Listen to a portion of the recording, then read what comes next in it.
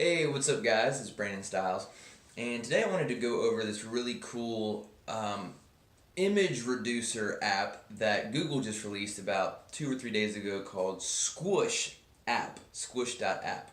One of the biggest problems with creating websites is page load speed. We want our web pages and our websites to load under 2 seconds because if we don't, then people will get frustrated because it's taking so long to load and they'll go away and go to some other business, some other website.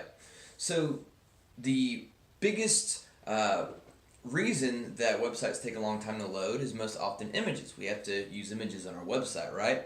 But a lot of people don't take the time to reduce their image size and might not even realize that you can. So Google came up with this really cool app called Squoosh, Squoosh, Squoosh.app that you can use to reduce. Here we are in Squoosh.app. Again, there it is across the top if you need it. And right off, we can see a few options you can choose from a large photo, artwork, so forth. I'm just going to show you how I do it really quick every time that gets a really quick result. I'm going to select an image, so you just click that part. Let's choose a big image. This one's 5.9 megabytes. It's really big. We want to try and get it under 100 kilobytes. So this is our image on the left before compression and then on the right after. So as you can see, there's really not much of a difference at all. But if you look at the bottom left, we started at 5.93 megs and ended at 880 kilobytes. So this image on the right is 85% smaller but looks about the same.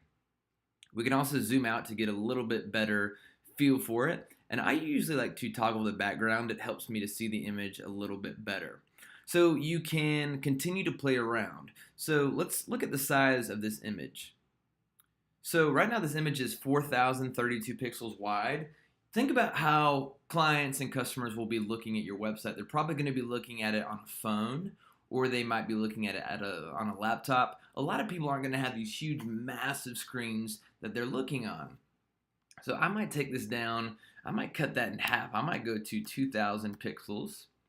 And when you do, there's going to be a little bit of degradation, but again, not too much at all. You can zoom in if you want to see it closer. Look at these numbers right here on this forklift. That's where you can kind of see some degradation going down, but it's still not very noticeable. The rest of the picture still looks really good.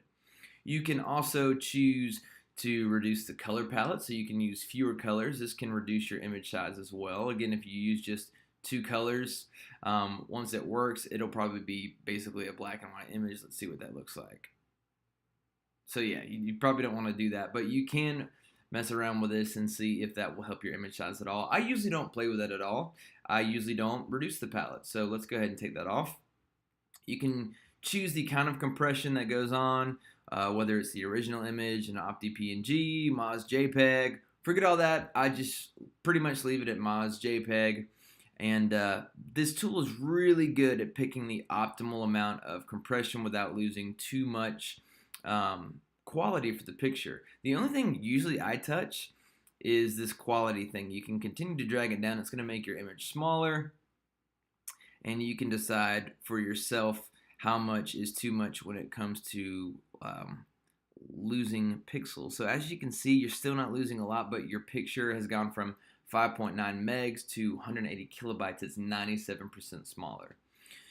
If you want to get a little bit more advanced, there are all kinds of options here that you can look through. I'm not a photographer myself. I just do this for websites to get them faster. So you photographers might know what a trellis multipass is. I don't know what that is. I just kind of stick with what this is, the basic stuff. So really all I'm doing is resizing and changing the quality to get it as small as I can without it starting to look too pixelated. Because check this out, if you go too small, you will definitely see some pixelation. So let's keep it where it was.